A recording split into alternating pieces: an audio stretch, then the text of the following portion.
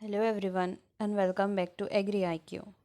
आज के वीडियो में हम लोग सॉल्व करने वाले हैं APB 5121 जो कि फर्स्ट ईयर सेकंड सेमेस्टर का कोर्स है, जिसका कोर्स टाइटल है fundamentals of genetics.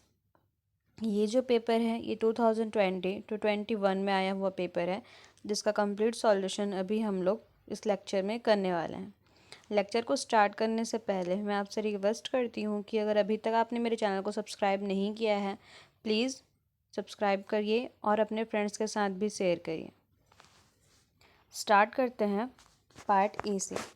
Part A में हमारा पहला क्वेश्चन है चूज़ द करेक्ट आंसर, जिसमें फर्स्ट क्वेश्चन है what is the section of DNA that codes for a protein code. मतलब कि प्रोटीन को कोड करने वाले DNA के भाग को क्या कहते हैं। ठीक है, तो हमने हमेशा पढ़ा है कि जो जीन है वो क्या है, हेरिडिटरी मटेरियल है ना। और जीन से ही क्या होता है हमारा DNA में, मतलब जीन से ही क्या होता है, कैरेक्टर्स इनहेरिट होते हैं, है ना। तो कौन सा सेक्शन होगा, तो वो है करेक्ट आंसर इसका जीन। मतलब कि हमारा जो ऑप्शन ए है वो करेक्ट है। सेकंड ऑप्शन है हमारे पास who is known as father of genetics. Genetics के फादर किनको कहा जाता है, या फिर जेनेटिक्स के जनक किनको कहा जाता है। तो इसका करेक्ट आंसर है ग्रीगर मेंडल। ये भी आपने पढ़ा हुआ ही है, क्योंकि इनका जो एक्सपेरिमेंट था, सबसे फेमस जो एक्सपेरिमेंट था पी पे, है ना, उसके अकॉर्डिंग इनको क्या कहा जाता है, फादर ऑफ जेनेटिक्स कहा जाता है। The alternate form of a gene is, gene की अल्टरनेट फॉर्म को क्या कहा जाता है, मतलब कि जो जीन की वैकल्पिक रूप है उसको क्या कहते हैं, है ना। तो उसे कहा जाता है एलिल। ओके, इसका करेक्ट ऑप्शन है ऑप्शन डी।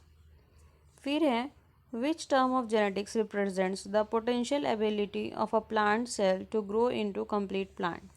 तो पिछला जो हमने लेक्चर किया था उसमें मैंने इस बारे में आपको डिस्कस किया हुआ है। आई थिंक फर्स्ट या सेकेंड एग्जाम था वो आपका, जिसमें हमने पढ़ा था कि प्लांट की एक कैपेबिलिटी होती है कि वो अपने एक छोटे सा पार्ट से पूरा एक नया इंडिविजुअल फिर से क्रिएट कर सकता है।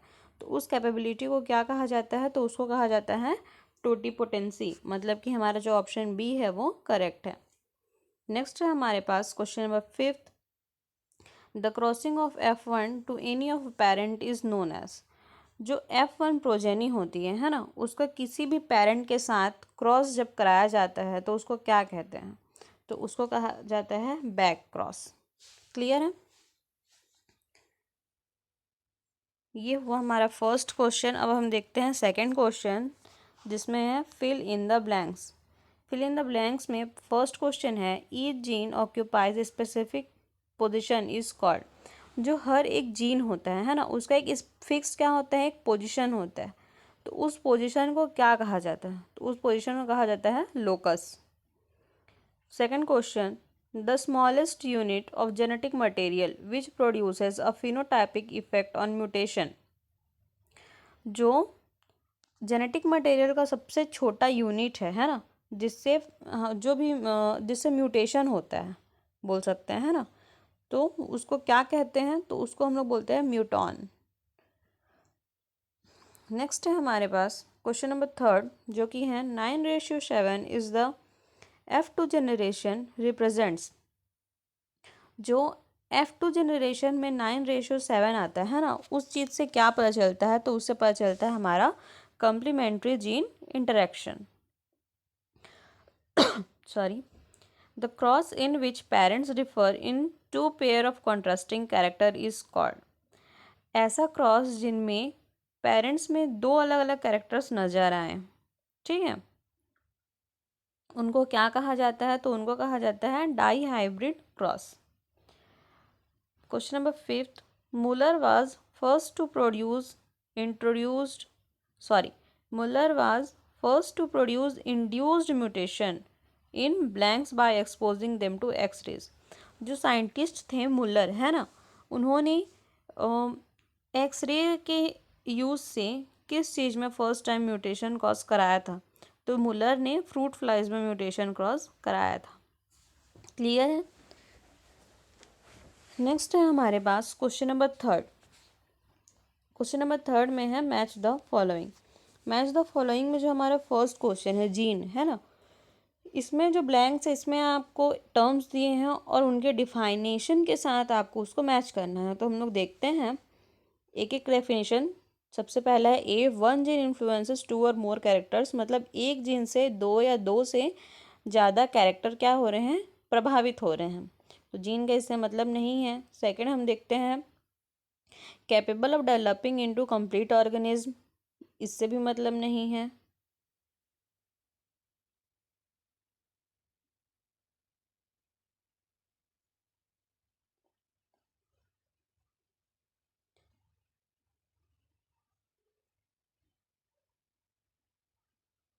थर्ड है controls and regulates the activity of cell, cell की एक्टिविटी को कंट्रोल करता है और रेगुलेट करता है। फोर्थ है क्रॉसिंग ओवर, सॉरी फोर्थ क्या है, फंक्शनल यूनिट ऑफ हेरिडिटरी। तो अभी हमने पढ़ा है कि जीन क्या है, स्मॉलेस्ट यूनिट है और साथ में फंक्शनल यूनिट है। तो ये क्या हुआ, हमारा फर्स्ट हुआ।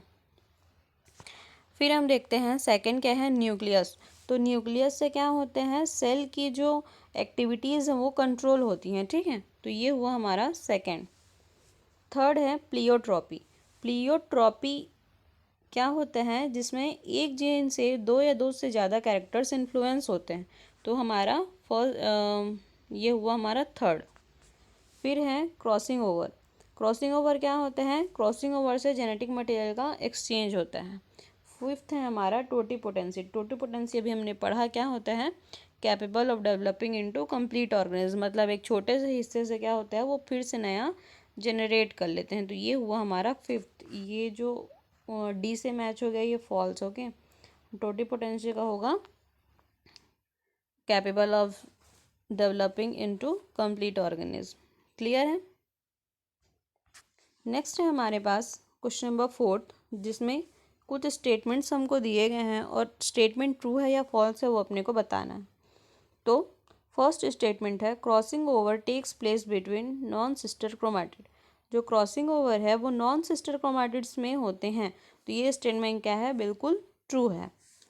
सेकेंड है the closer two linked genes are on a chromosome the more frequent crossing over will occur between them.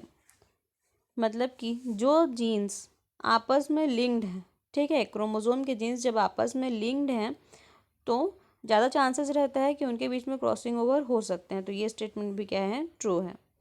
Complete set of DNA in organism is known as genome. अगर हम लोग किसी भी ऑर्गेनिज्म में जो पूरा डीएनए का सेट है उसको देखें तो हम उसको जीनोम बोलते हैं। तो ये स्टेटमेंट क्या है, ट्रू है।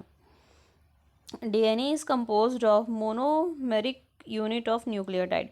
डीएनए जो है न्यूक्लियोटाइड के पॉलीमर से बनता है। तो ये स्टेटमेंट भी क्या है, ट्रू है। Uracil base is absent in DNA. जो डीएनए में यूरेसिल रहता है वो एब्सेंट रहता है। तो ये स्टेटमेंट भी क्या है, ट्रू है। मैंने इसको भी आपको पिछले में बताया था, ATCG, adenine thymine cytosine guanine, है ना। जो यूरेसिल है वो किस में रहता है, आरएनए में। तो ये स्टेटमेंट भी क्या है हमारा, ट्रू है। ये हुआ हमारा पार्ट ए। अब हम लोग देखेंगे पार्ट बी। और पार्ट बी में हमारा पहला क्वेश्चन है ट्रांसक्रिप्शन। ट्रांसक्रिप्शन क्या होता है, transcription is the process of कॉपिंग a segment of DNA into RNA. The segment of DNA transcribed into RNA molecule that can encode protein are said to produce messenger RNA. Other segment of DNA are copied into RNA molecule called non-coding RNA. mRNA comprises only 1 to 3% of total RNA sample. Transcription क्या होता है, तो ये वो process है जिसमें से DNA को आरएनए में कॉपी किया जाता है, ठीक है। डीएनए के एक सेगमेंट से आरएनए बनता है, ठीक। और जिस डीएनए से ट्रांसक्राइब करके आरएनए का मॉलिक्यूल बनता है ना, उसको अपन क्या बोलते हैं, मैसेंजर मैसेंजर आरएनए, ठीक है। अब है second question, DNA replication. DNA replication क्या होता है, तो DNA replication is the biological process of producing two identical replicas of DNA from one original DNA molecule. DNA replication occur in all living organism acting as the most essential part of biological inheritance. DNA replication क्या होता है? ये एक biological process है, ठीक है, जिसमें से हम लोग दो आइडेंटिकल डीएनए बनाते हैं, ठीक। एक डीएनए का ओरिजिनल मॉलिक्यूल रहेगा, उसमें जब हम लोग रेप्लिकेशन का प्रोसेस करते हैं तो उसी सिंगल डीएनए से अपन दो सेम और डीएनए के मॉलिक्यूल्स बना लेते हैं, तो ये होता है डीएनए रेप्लिकेशन। और यही कारण है कि बायोलॉजिकल इनहेरिटेंस ऑर्गेनिज्म में हो पाता है। थर्ड क्वेश्चन है हमारे पास लिंकेज। लिंकेज क्या होता है ना? Linkage explains why certain characteristic are frequently inherited together. For example, gene for hair colour and eye color are linked, so certain hair and eye color tends to be inherited together, such as blonde hair with blue eyes and brown hair with brown eyes. Linkage क्या होता है ना? तो linkage ही क्या है? कारण है कि जिससे जो कैरेक्टरिस्टिक्स हैं वो साथ में इनहेरिट होते हैं, ठीक है। दो नॉन सिस्टर क्रोमैटिड रहेगा, उसमें कैरेक्टर्स का साथ में ट्रांसफ़र होना को हम लोग बोलते हैं लिंकेज। तो इसके एग्जांपल में क्या है, जैसे कि जिनका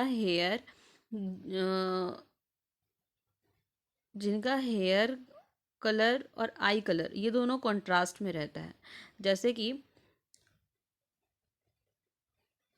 जिनका ब्लॉन्ड हेयर कलर रहता है उनका आई का कलर ब्लू टाइप होता है, और जिनका ब्राउन हेयर कलर रहता है उनका आई भी ब्राउन होता है। ऐसा क्यों होता है? क्योंकि उन जो लिंकेज कैरेक्टरिस्टिक्स हैं वो साथ में इनहेरिट होते हैं, ठीक है। फोर्थ क्वेश्चन है म्यूटेशन। म्यूटेशन क्या होता है? तो पार्ट बी में भी मैंने अभी आपको बताया है ना, और हमने देखा भी था कि मुलर ने एक्सरे का यूज़ करके फ्रूट फ्लाइज में म्यूटेशन क्रॉस कराया था, और हमने ये भी देखा कि वो म्यूटेशन जिस कारण से हम होता है उसको हम लोग क्या बोलते हैं? म्यूटॉन बोलते हैं, ठीक है। और अब हम लोग देखते हैं म्यूटेशन का definition. A mutation is change in the DNA sequence of an organism. Mutation can result from errors in DNA replication during cell division, exposure to mutagen और a viral infection. तो म्यूटेशन क्या है? जो basic DNA का sequence रहता है उसमें जब चेंज आ जाता है तो उसको हम लोग बोलते हैं म्यूटेशन, ठीक है। फिफ्थ क्वेश्चन है जेनेटिक कोड। जेनेटिक कोड क्या होता है? The genetic code can be defined as set of certain rules using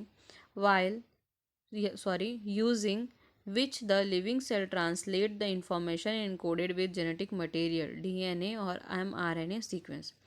genetic code क्या होता है? तो ये सर्टन रूल्स का एक सेट होता है, ठीक है, जिसका यूज़ करके जो लिविंग सेल्स हैं वो इंफॉर्मेशन कोड करते हैं, ठीक है। ये सब किसके अंदर होता है? जेनेटिक मटेरियल के अंदर होता है, जैसे कि डीएनए का सीक्वेंस हो गया या एमआरएनए का सीक्वेंस हो गया, इनको बोला जाता है जेनेटिक कोड। सिक्स्थ है हमारे पास न्यूक्लियेज। इस क्वेश्चन पे ध्यान देना है, ऐसे क्वेश्चन पे ही जनरली स्टूडेंट क्या होते हैं? कंफ्यूज हो जाते हैं। यहाँ पे न्यूक्लियस नहीं लिखा है, यहाँ पे लिखा है न्यूक्लियेज, है ना। तो न्यूक्लियेज क्या है? Nuclease is an enzyme capable of cleaving the phosphodiester bonds between nucleotides of nucleic acid. Nuclease variously effect single and double stranded breaks in their target molecule in living organisms. They are essential machinery for many aspects of DNA repair.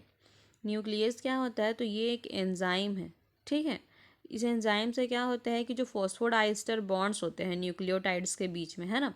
अब nucleotides क्या है? तो nucleic acid के constituent होते हैं nucleotides, और उन nucleotides में जो फॉस्फोडाइस्टर बॉन्ड्स होता है उसके क्लेविंग के लिए न्यूक्लियस कैपेबल होता है ना। न्यूक्लियस वेरियसली इफेक्ट सिंगल और double stranded breaks in the target molecule. Nucleus क्या करता है? जो सिंगल या फिर डबल बॉन्ड्स होते हैं उनको जनरली ब्रेक करता है, ठीक। और लिविंग ऑर्गेनिज्म में ये क्या करता है? एक बहुत इंपॉर्टेंट रोल प्ले करता है, क्योंकि इससे क्या होता है? डीएनए के रिपेयर में हेल्प होता है। क्लियर है? नेक्स्ट है हमारे पास क्वेश्चन नंबर 7, चार रूल। चारगाफ रूल क्या होता है? Given by Erwin Chargaff states that in the DNA of any species and any organism, the amount of guanine should be equal to the amount of cytosine and the amount of adenine should be equal to the amount of thymine. Further, a 1:1 stoichiometric ratio of purine and pyrimidine base should exist. देखो, चारगाफ rule कौन दिया था? तो Irwin चारगाफ, है ना, इन्होंने दिया था। और इन्होंने क्या बताया कि किसी भी ऑर्गेनिज्म में जो गुआनिन का अमाउंट है वो साइटोसिन के इक्वल होगा, और जो एडेनिन का अमाउंट है वो थायमिन के अमाउंट के इक्वल होगा। जिसका मतलब कि जो प्यूरिन या फिर पिरामिडिन बेस है उसका 1:1 होना चाहिए। ठीक है, क्या देखा इसमें हमने कि जो गुआनिन है वो हमेशा इक्वल होना चाहिए साइटोसिन के, और जो एडेनिन है वो इक्वल होना चाहिए थायमिन के। ठीक है, 1:1 के फॉर्म में ये प्रेजेंट होना चाहिए। ठीक है, 8th क्वेश्चन है हमारे पास, रिकॉम्बिनेशन। रिकॉम्बिनेशन क्या होता है? Recombination is a process by which pieces of DNA are broken and recombined to produce new combination of alleles. This recombination process creates genetic diversity at a level of gene that reflects difference in the DNA sequence of different organisms. Recombination क्या होता है? तो ये एक process है, ठीक है, जिससे डीएनए को पीसेस में ब्रेक करते हैं हम लोग और उनको फिर से कंबाइन करके एक नया एलिल बनाते हैं। ठीक है, एक नया कॉम्बिनेशन क्रिएट करते हैं। तो एक बार कॉम्बिनेशन ब्रेक कर रहे हैं फिर से कंबाइन कर रहे हैं, इसीलिए इसको बोला गया है रिकॉम्बिनेशन। ठीक है, अब इस रिकॉम्बिनेशन के प्रोसेस से जो जीन्स हैं उनमें एक जेनेटिक डाइवर्सिटी क्रिएट होती है। ठीक, क्वेश्चन नंबर 9 है हमारे पास, लिंकेज मैप। लिंकेज मैप क्या होता है?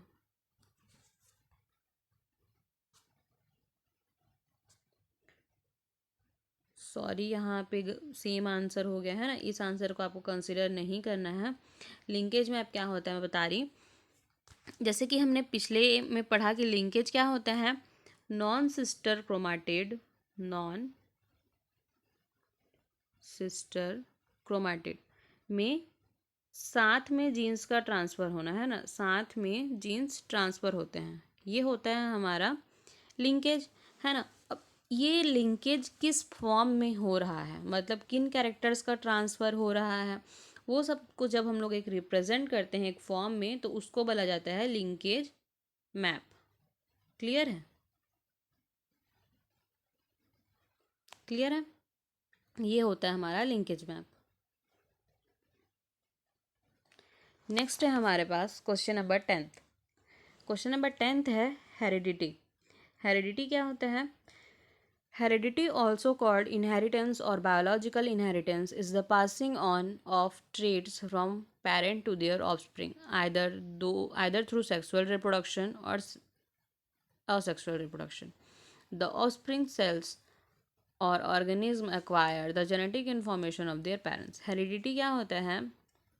इसको इनहेरिटेंस या फिर बायोलॉजिकल इनहेरिटेंस भी हम लोग बोल सकते हैं।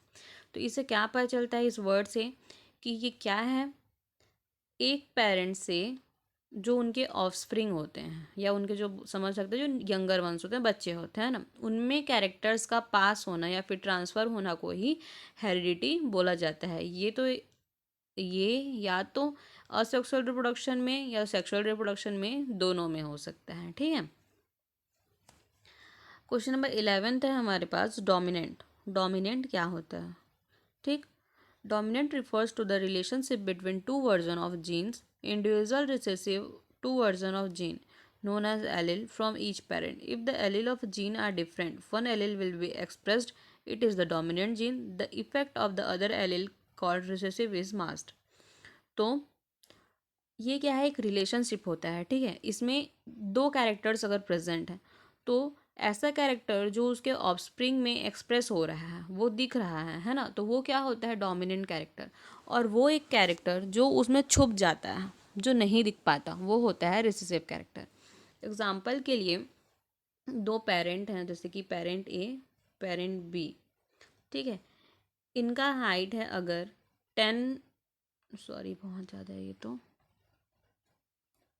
दो पेरेंट है अपने पास, पेरेंट ए पेरेंट बी, है ना। अगर इनका हाइट है 7 फीट्स, इनका हाइट है 5 फीट्स, तो जो ऑफस्प्रिंग है उसका हाइट अगर होता है 7 फीट या फिर 6.5, 6.3, है ना, अगर इस टाइप का हाइट होता है मतलब क्या पता चला कि जो जीन है वो इनसे इनहेरिट हुआ है, इनका इनहेरिट नहीं हुआ है। तो इस कंडीशन में ये जो हुए ये डोमिनेंट हुए, ये क्या हुए, ये रिसेसिव हुए। क्लियर है। नेक्स्ट है हमारे पास सेग्रीगेशन। सेग्रीगेशन क्या है? It describes how pair of gene variant are separated into reproductive cells. The segregation of gene variant called alleles and their corresponding trait was first observed by Gregor Mendel in 1865। Segregation क्या होता है? Segregation से हमको पता चलता है कि जो ट्रेट्स है ना, जो नया ऑफस्प्रिंग है और जो पेरेंट है उनके ट्रेट्स में कितना वेरिएशन है, मतलब क्या कैरेक्टर वेरिएंट उनके बीच में प्रेजेंट है, जो जीन वेरिएंट्स हैं उनका पता चलता है अपने को सेग्रीगेशन से। ठीक है। और ये फर्स्ट टाइम 1865 में ऑब्जर्व किया गया था ग्रीगर जॉन मेंडल के द्वारा। क्लियर है। तो ये हुआ हमारा part A and part B. Next lecture में हम लोग इसका part C and part D complete करेंगे। तब तक अगर अभी तक आपने मेरे चैनल को सब्सक्राइब नहीं किया है, I request to you please subscribe करिए और अपने फ्रेंड्स के साथ भी शेयर करिए। एंड आपको अगर मेरे वीडियोस से बेनिफिट हो रहा है, I request to you please like to my videos, share and subscribe. Thank you so much.